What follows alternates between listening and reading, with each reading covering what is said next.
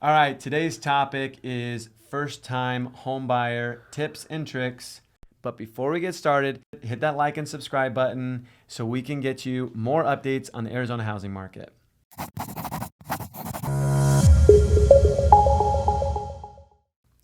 All right, today I got guest speaker Kyle Zort here with me again. What's up, guys?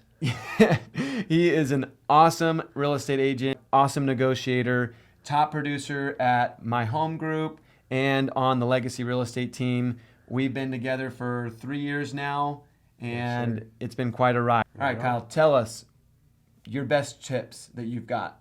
Your best tricks, tips when you're out helping a buyer. For sure. Number one tip, I would just work out the logistics. So just finding out their situation and then just kind of building a plan from there to make sure you know the best steps for them to go. Yeah, I think definitely getting a game plan together, especially with first-time home buyers who don't know the situation, they don't know what it's like to buy or anything like that. Second, third, fourth time move-up buyers, For sure. they kind of know what to expect. But definitely with a first-time home buyer, there is a lot of pieces that go into it. What are some things that you're wanting the buyer to make sure that they have ready to go, especially with their lender / seller / property? What are some things you're looking for?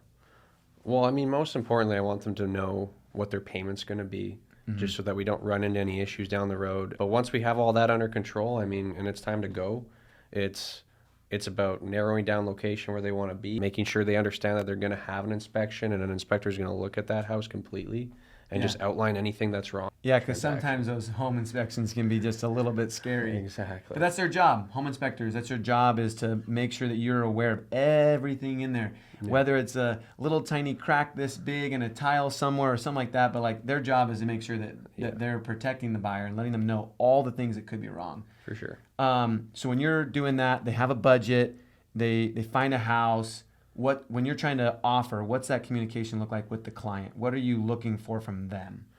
Honestly, just finding out, for starters, obviously talking to the listing agent, the sellers, trying to figure out where we're at. Once we're kind of close on that, mostly just kind of running through the whole offer and making sure they understand every part of it.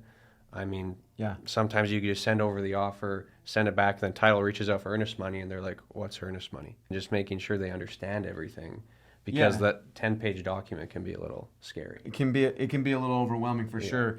But that's part of that budgeting, is making sure they have earnest money. How much is their earnest money? Let's negotiate and let's put up $1,000 or whatever it may be. Exactly. And then budgeting, making sure you know your monthly payment, how much your closing costs are, which comes into, do you, Kyle, need to ask for seller credit? Do they have their own closing costs? Do they need to buy down their interest rate? For sure. Or what it is that we need to make sure that works for them?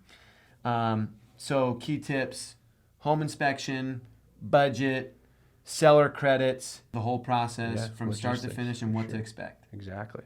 Yeah. Beautiful. I think that one of the biggest things we can do to help first-time home buyers is setting proper expectations. Absolutely. Thanks, Kyle.